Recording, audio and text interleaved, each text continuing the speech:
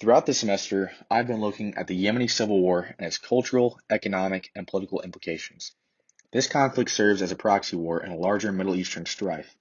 Of all the ongoing conflicts in the Middle East, the devastating implications of the Yemeni civil war have been some of the most severe. Human Rights Watch, alongside many other global organizations, credit this war with creating the world's worst humanitarian crisis, and the numbers support this statement. As a direct result from the conflict, Yemen civilians have been subjected to 18,000 casualties and over 80,000 children dying of starvation. Severe acute malnutrition has already plagued citizens and its refugees.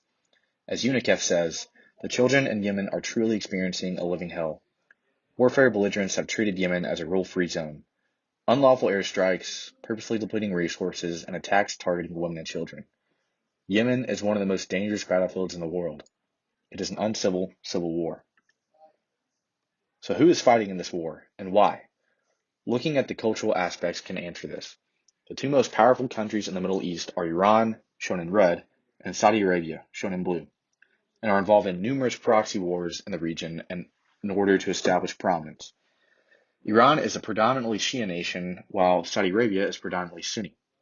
In the case of Yemen, Iran has backed Houthi rebels in the south to revolt against northern government allies, supported by Saudi Arabian allies.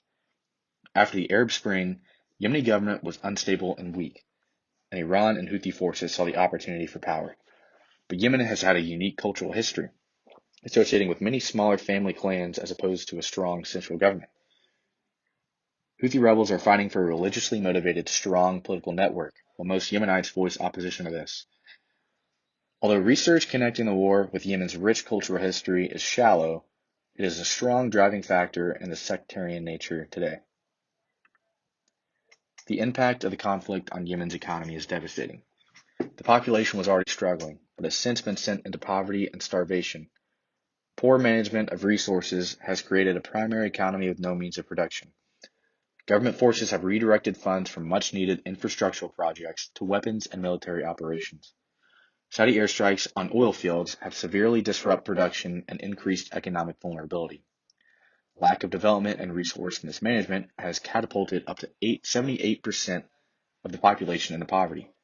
Yemen ranks 160th in global GDP. In the Index of Economic Freedom, Yemen's economy is so immeasurably poor that it cannot even be ranked, only alongside Syria and Iraq. The top graph displays the yearly change in GDP, which has been tanked by the war.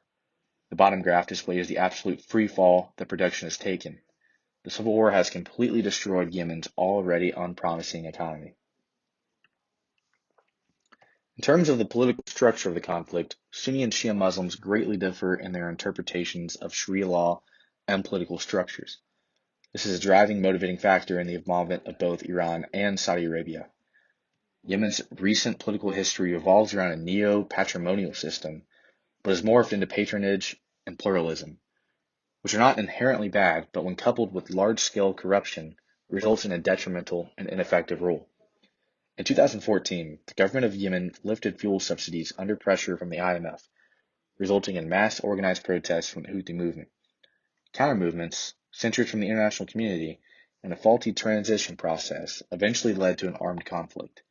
In 2015, a Saudi-led intervention of the civil war heightened the stakes for all those involved, including the United States.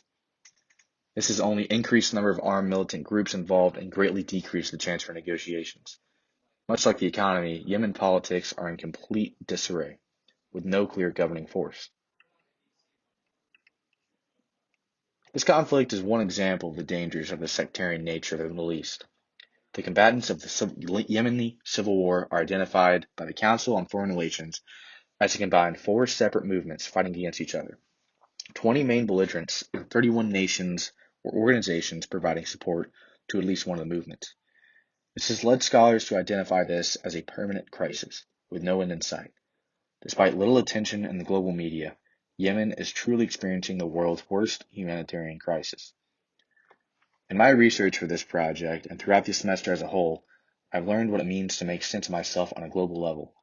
This war is part of a larger network of disputes, which is part of an even larger global response. Although President Biden has recently announced the United States will no longer be supporting the Saudi coalition, the war in Yemen still holds weight for everyone, including us.